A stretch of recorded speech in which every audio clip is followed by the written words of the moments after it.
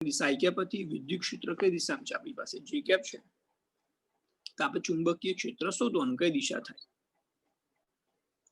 Okay, તો આપણે પેલો બને તો આઈ ક્રોસ જે ક્રોસ કે આવું કોષ્ટક બને તે અગિયાર સાયન્સમાં પહેલી ટેક્સ્ટ બુક ચોથા ચેપ્ટર, રાઈટ. તો અહીંયા હું કઈ કિંમત મૂકું તો આઈ કેપ થાય, તો જે ક્રોસ કે કેપ કરીએ તો આઈ કેપ થાય ને, રાઈટ. આ તમારે બાજુમાં રફમાં કરી દેવાનું. તો ચુંબકીય ક્ષેત્ર કઈ દિશામાં હોવું જોઈએ કે કેપમાં, તો અહીં ચુંબકીય ક્ષેત્ર ધન ઝેડ દિશામાં હોવું જોઈએ. માટે સદિશ બી બરાબર, હવે શું લખશો આપણી પાસે 2.1 ગુણ્યા 10 - 8 તો થાય ઇન્ટુ કે કેપ, ઇન્ટુ શું લખીશું આપણે કે. બોલો આપણે ક્લિયર?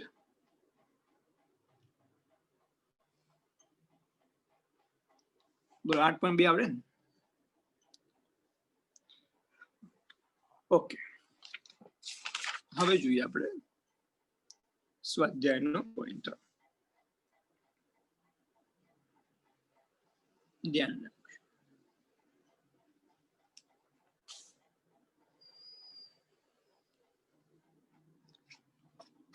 ઉદાહરણ 8.3 રકમ देखिए. એક સમતલ વિદ્યુત ચુંબકીય તરંગમાં ચુંબકીય ક્ષેત્રનું સૂત્ર આવડે આપવામાં આવે છે. તરંગની તરંગ લંબાઈ અને આવૃત્તિ કેટલી હશે? વિદ્યુત ચુંબકીય તરંગ માટેનું સમીકરણ અહીંયા એડ કરી નાખજો. અહીં એક ધન એક્સ અક્ષ દિશામાં વિદ્યુત ચુંબકીય તરંગ, ધન એક્સ દિશામાં એવું લખી કાઢજો, એ નથી છપાયું. ઓકે, એ હોવું જોઈએ કે વિદ્યુત ક્ષેત્ર મને સમીકરણ બનાવવું છે એટલા માટે. ઓકે, સારું, ચેક કરીએ. હું લખું અહીંયા બી વાય કેટલા આપે છે, તો બી વાય બરાબર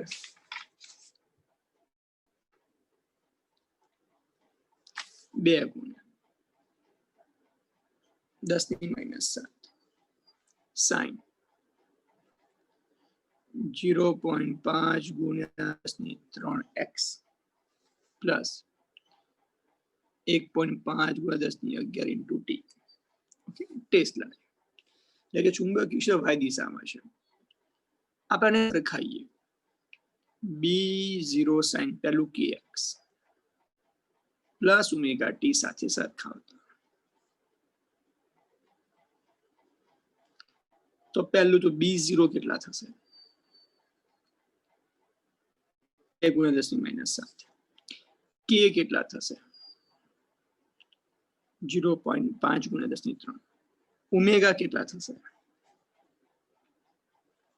1.5 ગુણ્યા 10 - 11. આટલા થશે. રકમમાં પહેલું પૂછ્યું તરંગ લંબાઈ અને આવૃત્તિ શોધો. તો ઓમેગા પરથી આપણે તરંગ લંબાઈ શોધી, કે ની કિંમત 2π/λ થાય લખાશે લેમ્ડા કરતા બને. તો 0.5 ગુણ્યા 10 સોરી તો આ નીચે આવશે 2π/,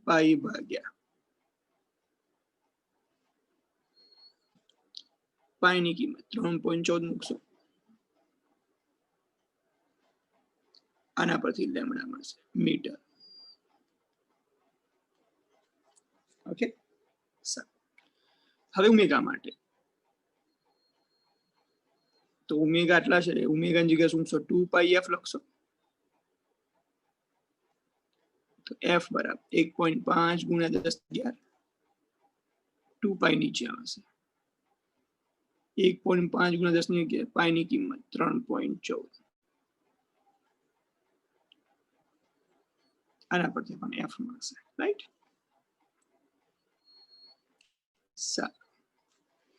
B0 બરાબર આટલા છે, E/B, E0 B0 2 ગુણ્યા 10 - 7 થાય. તો E0 કેટલા થાય? B0 ગુણ્યા 10 ની -7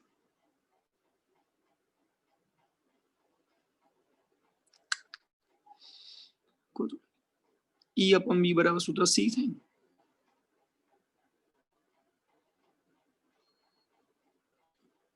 નીચે લખી E upon B0 બરાબર સૂત્ર C આપણે તો E0 શોધવા છે B0 into C B0 આપણને કેટલા આવે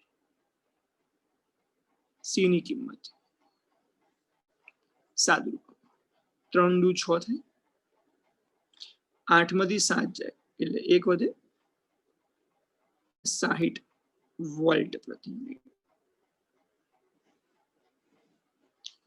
अब पहलो जवाब देखो आपने तरंग लंबाई ने आवृत्ति पूछी थी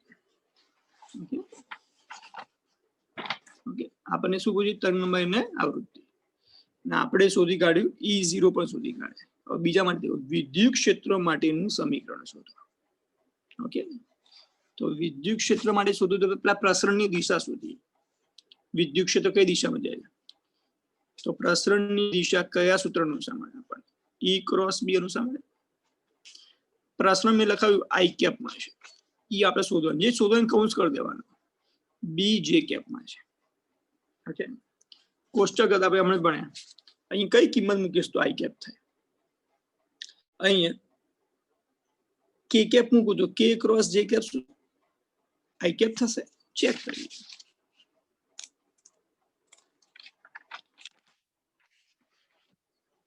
K क्रॉस J कैप શું થાય माइनस I कैप ઊંધું જોઈએ તો મારે શું મૂકવું પડે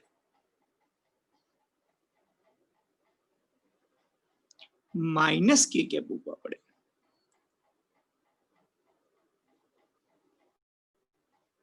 રાઈટ તો પ્રસરણ ક્યાં મળશે ઋણ દિશામાં મળશે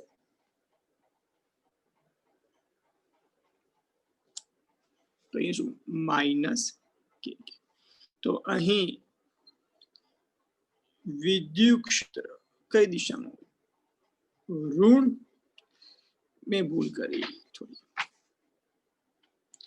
अहीं माइनस जे के क्या देखो ये प्लस है क्या आपने आगे समीकरण लख्યું आ माइनस हो तो धन x x दिशा में जाए प्लस हो तो ऋण x x में माइनस I कैप થાય એ પ્લસ છે એટલે માઈનસ જે કેપ દિશામાં છે એટલે માઈનસ જે કે કેપ છે એટલે વિદ્યુત ક્ષેત્ર કઈ દિશામાં આવશે ધન z દિશામાં હશે k क्रॉस જે કે માઈનસ I કેપ થાય માઈનસ માઈનસ પ્લસ થઈ જશે માટે E બરાબર સૂત્ર શું બનશે E0 sin kx plus omega T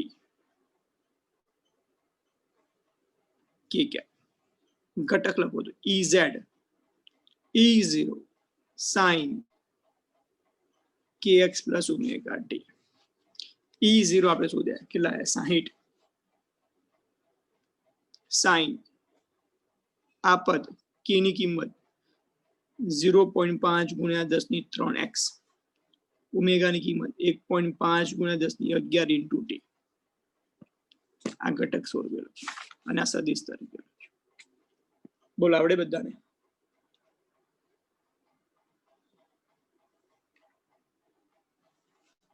આવડે હું આ ફરી વ્યવસ્થિત લખી કાઢું એટલે ભૂલ ના થાય I cap bracket minus J cap એટલે જાશું હશે K cap minus J cap કેમ એ પ્લસ છે વિરુદ્ધ દિશા થાય ને માઈનસ હોય તો ધન x અક્ષ હોય પ્લસ હોય તો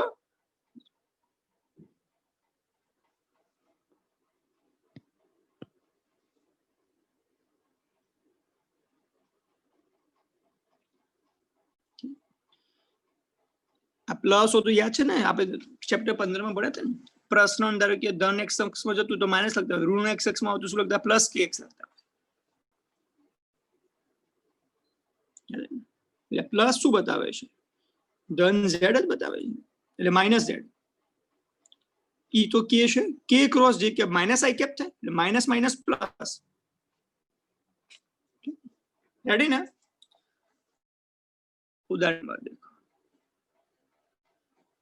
8.4 રકમ 18 વોટ પ્રતિ સેન્ટીમીટર સ્ક્વેર જેટલું ઊર્જા ફ્લક્સ ધરાવતો પ્રકાશ એક અપરાવર્તીય સપાટીનો મતલબ ત્યાંથી પરાવર્તન થતું નથી, તેનું સંપૂર્ણપણે શોષણ થાય છે, લંબરૂપે આપાત થાય છે. જો આ સપાટીનું ક્ષેત્ર 20 સેન્ટીમીટર સ્ક્વેર હોય તો 30 મિનિટ જેટલા સમયગાળામાં સપાટી પર લાગતું સરેરાશ બળ કેટલું?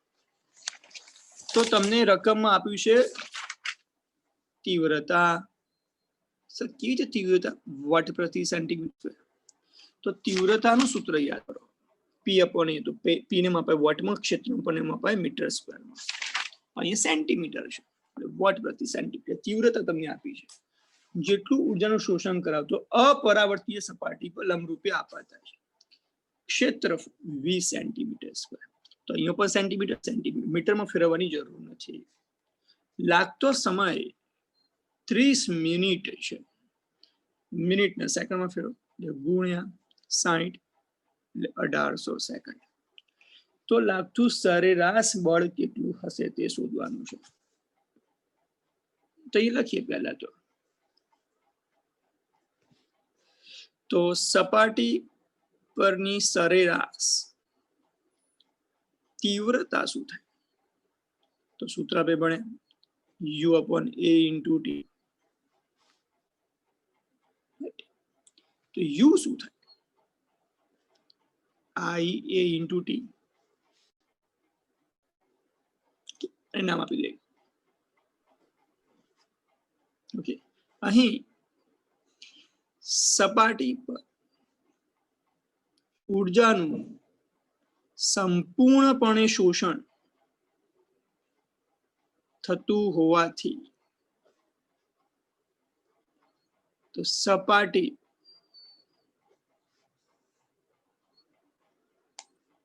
પરનું કુલ વેગમાન શું થાય? સંપૂર્ણ શોષણ થાય તો P બરાબર u. u કેટલા? IAT by c. સમીકરણ 2. તો સપાટી પરનું સરેરાશ બળ શું થાય?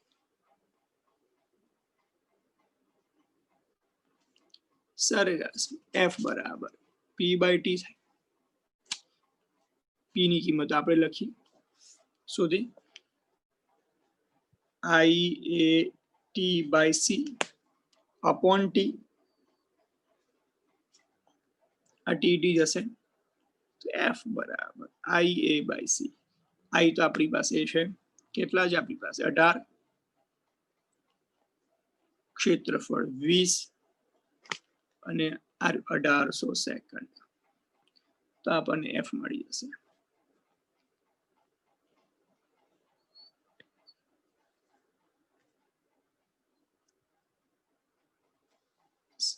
સી છે, સોરી સી એટલે 3 ગુણ્યા 10 ની 8 થાય પ્રકાશનો. સી ની કિંમત 3 ગુણ્યા 10 ની 8. આવડે?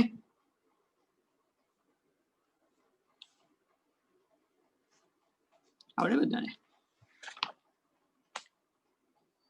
ઓકે, હવે અહીંયા અપરાવર્તનની જગ્યાએ અંડરલાઈન કરજો. તમારી ટેક્સ્ટ બુકમાં પરાવર્તન પૂછ્યું હોય તો શું થાય?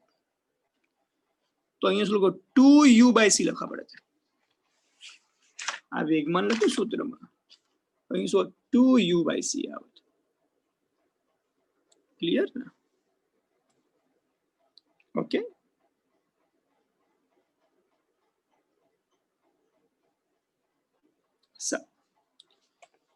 उदाहरण नंबर देखो 8.5. रकम देखिए 100 वोट ना बल्ब में विकिरण 3 मीटर दूर उद्भवता विद्युत और चुंबकीय क्षेत्र गणो. बल्ब की कार्यक्षमता 2.5% है. बिंदुवत उद्गम है तेम धारो. તો 100 વોટનો બલ્બ છે એટલે બલ્બ ઉગમ બિંદુ પર બલ્બનો પ્રકાશ તો બધી બાજુ જવાનો ને, તો બલ્બ થી 3 મીટર દૂર, એનો મતલબ શું થયો કે ત્રિજ્યા થઈ કહેવાય, બલ્બ થી 3 મીટર ત્રિજ્યા કહેવાય. 100 વોટનો બલ્બ છે, ત્રિજ્યા 3 મીટર, રકમમાં પૂછ્યું કે બલ્બની કાર્યક્ષમતા 2.5% છે. ઓકે, સારું. તો આપણે શોધવાનું છે વિદ્યુત ક્ષેત્ર અને ચુંબકીય ક્ષેત્ર ગણવાનું. વિદ્યુત ક્ષેત્ર એટલે ERMS, પણ ચુંબકીય ક્ષેત્ર BRMS, સાથે સાથે મહત્તમ મૂલ્ય પણ શોધી દેવાનું, કેમ કે અહીંયા કહ્યું નથી વિદ્યુત ક્ષેત્રનું મહત્તમ મૂલ્ય છે કે RMS મૂલ્ય છે. પહેલું તો પાવર કેટલો થાય, 100 ના 2.5% થાય, 100 ગુણ્યા 2.5 ભાગ્યા 100 ગુણ્યા 10 થાય, ટકાને દૂર કરીએ એટલે ભાગ્યા 100 10, એ કેટલા આવશે 2.5 આવશે વોટ. આટલી કાર્યક્ષમતા છે. ઓકે, આપણે તો ERMS BRMS છે. આઈ નું સૂત્ર યાદ કરો, મેં લખાય epsilon 0 ERMS square into C. તો પહેલા શોધો શું પડે, આઈ. તો આઈ નું શું છે યાદ, આઈ નું સૂત્ર આપણે લખ્યું P/A. પાવર કેટલો આવે 2.5, એક સ્ટેપ લખ્યું. ક્ષેત્રફળ 4πr² થાય, કેમ કે પ્રકાશ બધી જગ્યાએ જાય એટલે ગોળા સ્વરૂપે પ્રકાશ ફેલાય, 4πr². પી ની કિંમત 2.5, પાઈ ની કિંમત 3.6 અને 3, બોલ આઈ મળશે વોટ પ્રતિ મીટર સ્ક્વેર. તીવ્રતા સૂત્ર ભણે આપણે એપ્સિલોન 0 CE/RMS નો સ્ક્વેર. તો E સ્ક્વેર RMS બરાબર I epsilon 0 into C. Square ને દૂર કરીએ √ I upon epsilon 0 into C. I ની કિંમત શું છે આપણે અહીંથી શોધી. એપ્સિલોન 0 ની કિંમત આપણે જાણીએ 8.85 ગુણ્યા 10⁻12. C ની કિંમત તો આપણે જાણીએ જ છે 3 ગુણ્યા 10⁸. એટલે ERMS મળશે. ERMS મળે તો સૂત્ર તો E0 upon √, તો એના પરથી આપણને મળે E0 મળી જાય √2 ઇન્ટુ ERMS. √2 1.41, ERMS તો આપણે શોધીએ. ઓકે, હવે ERMS મળ્યું આપણને અપોન BRS બરાબર સૂત્ર તો C. તો BRS શું થાય ERMS અપોન C. ERMS કેટલા છે આપણે અહીંથી શોધે. C ની કિંમત 3 ગુણ્યા 10⁸, એટલે આટલા ટેસ્લા થાય. તો BRMS કેટલા થાય B0 upon √2, B0 √2 into BRMS, 1.1 BRMS તો આપણે શોધે આટલા ટેસ્લા થાય. એટલે આવડે બધાને રેડી.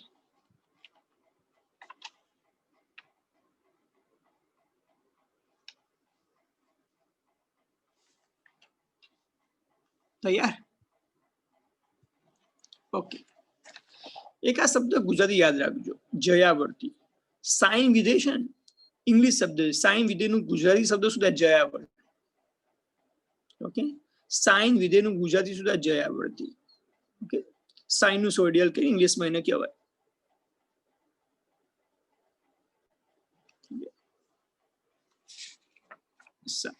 હવે સ્વાધ્યાયમાં ઉદાહરણ પતી ગયા. સ્વાધ્યાયના બોલો કયા છે સ્વાધ્યાયના બોલો.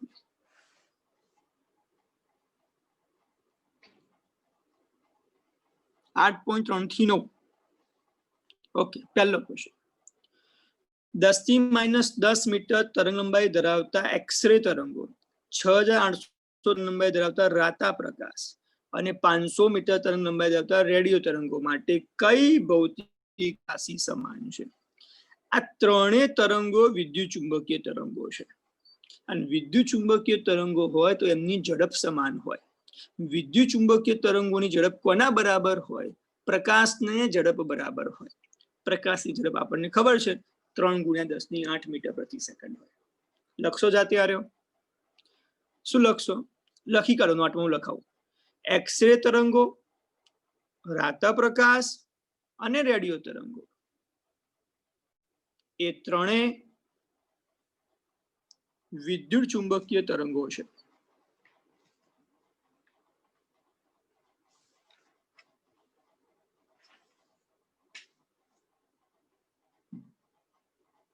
આમ તેમની આ ત્રણેય વિદ્યુત ચુંબકીય તરંગોની ઝડપ આની ચેપ્ટર 8 ની મેં પીડીએફ નથી બનાવી, એટલે હું તમને આજે ચોપડામાં લખ્યું છે એના જ ફોટા મોકલી દઈશ સીધા.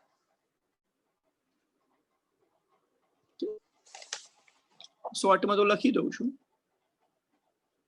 તમે લખી દેજો. ત્રણેય વિદ્યુત ચુંબકીય તરંગો છે.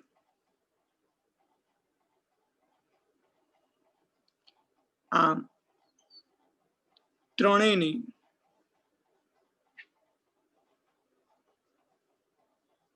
ઝડપ કેવી સમાન છે, જે પ્રકાશની ઝડપ બરાબર છે. ત્રણેય ઝડપ પ્રકાશ માટે c બરાબર 3 × 10⁸ મીટર પ્રતિ સેકન્ડ. ઓકે, થાક્યા નહીં પેલે કોઈ?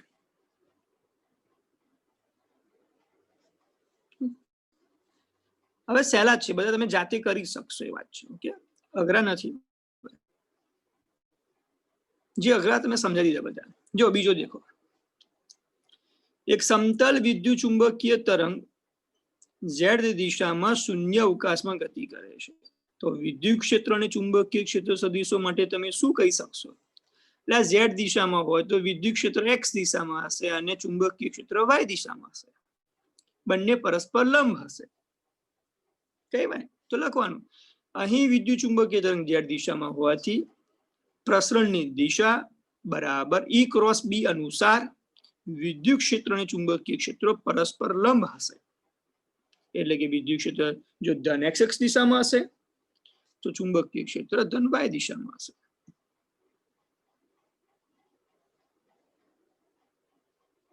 એટલે ક્લિયર ને?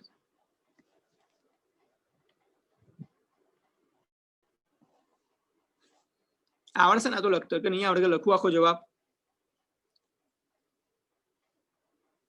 એટલો ઉપર લખશો ને એટલો ભાગ લખજો. ઓકે, 8.4 જાતે. ઓકે, રેકોર્ડિંગ થયેલું છે, તમે રેકોર્ડિંગ જોજો, રેકોર્ડિંગ શેર કરી દઈશું. ઓકે, જો તરંગની આવૃત્તિ 30 મેગાહર્ટ્ઝ હોય, આવૃત્તિ 30 મેગાહર્ટ્ઝ, તો તરંગ લંબાઈ કેટલી? તો આપણે ભણ્યા સૂત્ર c બરાબર f લેમ્ડા, લેમ્ડા બરાબર c/f. c ની કિંમત 3 × 10⁸, f ની કિંમત 30 મેગા એટલે 10⁶ મીટર. એટલે આવડશે. સ્વાધ્યાયનો 8.5. એક રેડિયો 7.5 મેગાહર્ટ્ઝ થી 12 મેગાહર્ટ્ઝ ની વચ્ચે રેડિયો સ્ટેશનને ટ્યુન કરી શકે છે. તો આને અનુરૂપ તરંગ લંબાઈનો ગાળો કેટલો હશે? આ તો 11 સાયન્સ નો ચેપ્ટર નંબર 14 નો સમ છે. 14 માં આવતો. પહેલી આવૃત્તિ કેટલી આપી છે આપણને? 7.5 મેગાહર્ટ્ઝ. બીજી આવૃત્તિ કેટલી આપી છે? 12 મેગાહર્ટ્ઝ. તો તરંગ લંબાઈનો ગાળો કેટલો? સૂત્ર પડે c બરાબર f લેમ્ડા. તો લેમ્ડા બરાબર c/f f1 મૂકશો. આવી રીતે લેમ્ડા 2 શોધજો. શું છે? તો લખવાનું, અહીં આટલો ગાળો હશે, અહીં તરંગ લંબાઈનો ગાળો જ્યાંથી હશે, જ્યાં લખવાનું, નાનાથી મોટા તરફ લખવાનું. એટલે આવડે ના આવડે?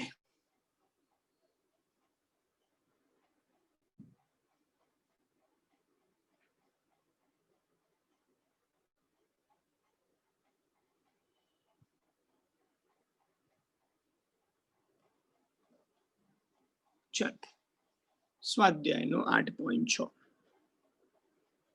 રકમ એક વિદ્યુતભાર તેના સરેરાશ સમતોલનની આસપાસ 10⁹ હર્ટ્ઝથી આવૃત્તિથી દોલન કરે છે. તો આ દોલક દ્વારા ઉત્પન્ન વિદ્યુત ચુંબકીય તરંગોની આવૃત્તિ કેટલી? એક વિદ્યુતભાર તેના સરેરાશ સમતોલન સ્થાનની આસપાસ 10⁹ હર્ટ્ઝથી આવૃત્તિથી દોલન કરે છે. આનો અર્થ એ થયો જે મેં પહેલી આકૃતિ બતાવી તમને સ્ટાર્ટિંગમાં. ઋણ વીજભાર અહીંયા આવે, ધન વીજભાર અહીંયા જાય, એટલે આમ દોલન થાય ને. એટલે આ દોલનની આવૃત્તિ એ વિદ્યુત ચુંબકીય તરંગ જે ઉત્પન્ન થાય એની આવૃત્તિ જેટલી જ હોય તો જ વિદ્યુત ચુંબકીય તરંગ બહાર નીકળ્યું હોય. એટલે કે વિદ્યુત ચુંબકીય તરંગની આવૃત્તિ અને દોલનની આવૃત્તિ સમાન હોવી જોઈએ. તો લખ્યું છે તો દોલક દ્વારા ઉત્પન્ન થયેલ વિદ્યુત ચુંબકીય તરંગોની દોલક શબ્દ કેમ વાપરે? જે પરિપથ હતો એલસી પરિપથ હતો. એલસી પરિપથે વિદ્યુત ભારને વિદ્યુત ચુંબકીય તરંગને ઉત્પન્ન કર્યો એટલે પદાર્થ થયો માટેનો શું કહેવાય? દોલક. ઓકે, તો લખીએ આપણે કોઈ પણ ઉદ્ગમ માંથી ઉદ્ભવતા તરંગની આવૃત્તિ એ તે ઉદ્ગમ ની આવૃત્તિ જેટલી જ હોય છે. તરંગની આવૃત્તિ તે ઉદ્ગમની આવૃત્તિ જેટલી જ હોય છે. આમ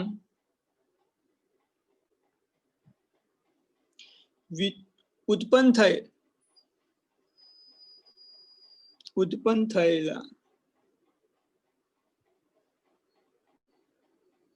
વિદ્યુત ચુંબકીય આવૃત્તિ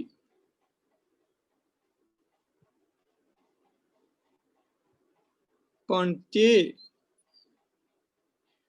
ઉત્પન્ન કરતા દોલકની આવૃત્તિ જેટલી જ હોય છે. માટે 10⁹ હર્ટ્ઝ જેટલી હશે. કેમ કે 10⁹ હતી ને ભાઈ દોલકની આવૃત્તિ, તો તરંગની આવૃત્તિ પણ કેટલી હશે? 10⁹ હશે. રાઈટ. 8.7 देखिए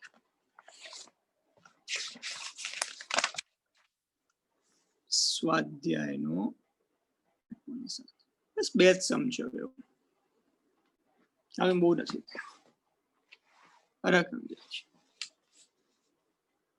શું છે 8.7? શૂન્ય અવકાશમાં રહેલ હાર્મોનિક વિદ્યુત ચુંબકીય તરંગનો ભાગ હોય એવા ચુંબકીય ક્ષેત્રનો કંપ વિસ્તાર. ચુંબકીય ક્ષેત્રનો કંપ વિસ્તાર એટલે મહત્તમ આપ્યું છે 510 નેનો ટેસ્લા. તો વિદ્યુત ક્ષેત્રનો કંપ વિસ્તાર કેટલો? એટલે E0 શોધવાનો છે. સીધું સિમ્પલ E/B બરાબર સૂત્ર શોધું C.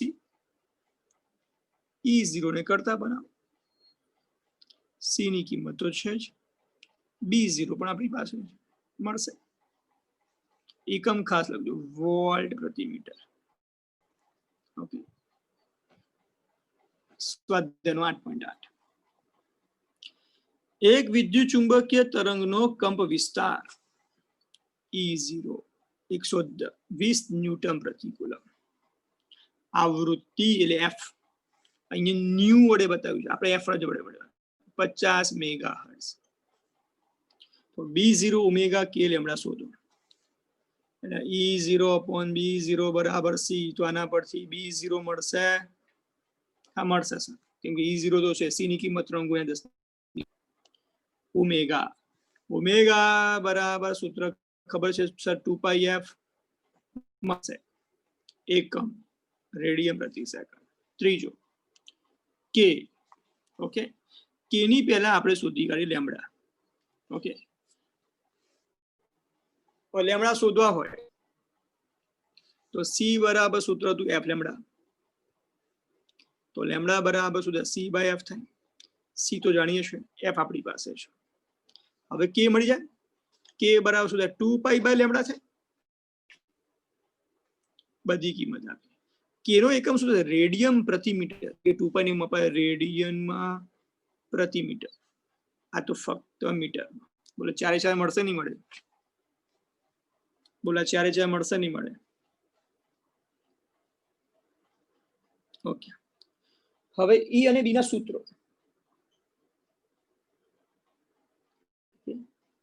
હવે ઈ અને બી ના સૂત્રો કેવી તમારે કરવાના? તમારા પ્રસરણ એક્સ દિશામાં ધાર લેવાનું. ધારો કે વિદ્યુત ચુંબકીય નું પ્રસ્થ ધન એક્સ દિશામાં છે.